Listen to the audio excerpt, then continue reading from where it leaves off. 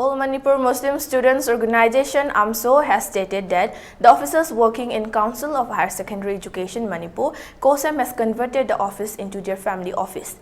It has asked whether the state government is going to remain silent on the recent appointment of 27 staffs at the COHSEM beyond the rules and regulations.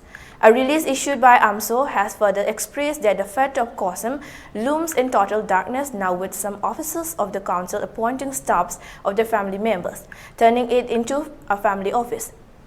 It has further expressed that since 1992 until 2016, the council was being manned by 86 staffs. However, after 2016, with the appointment of the then chairman Dr. Lamaba Mahendra Singh and the then Secretary Chabungbom Biren, 87 new staffs were recruited on regular basis, while another 5 staffs were appointed on contract basis. Adding to this, recently 27 staffs have also been appointed outside the purview of rules and regulations, and this is a clear hypocrisy of the officers who are sent on deputation to the Council of Higher Secondary Education Manipur.